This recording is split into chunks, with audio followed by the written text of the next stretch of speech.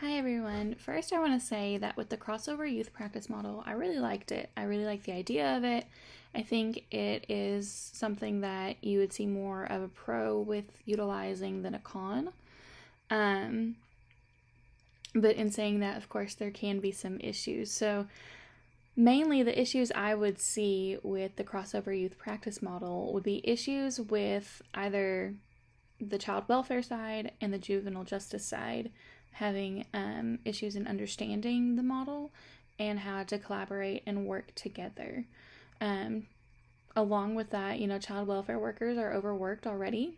Um, and when dealing with a child on a caseload that is involved in juvenile justice, I feel like that could add a lot more stress as well as take more time to work with. Um, Someone would really need to step back and think about the best way to work such a case, and that could cause some issues as well.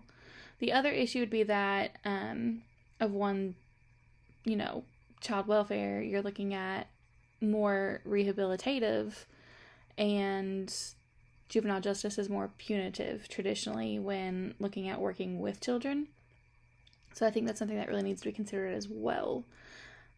I believe, though, that to resolve those issues, and recognizing the role that juvenile justice, the system alone, has to play when working with children, would just be trainings for workers to understand the importance of child welfare as well as the juvenile justice system. I think workers from each side need to have that understanding that both are very important.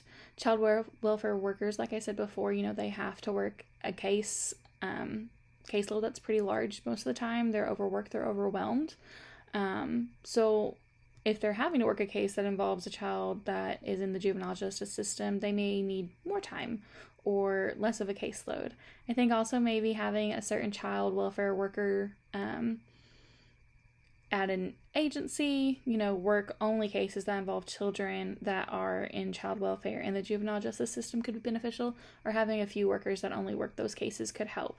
And then you're providing just training to those few individuals so that they're aware of how the juvenile justice system works and how to implement the crossover youth practice model.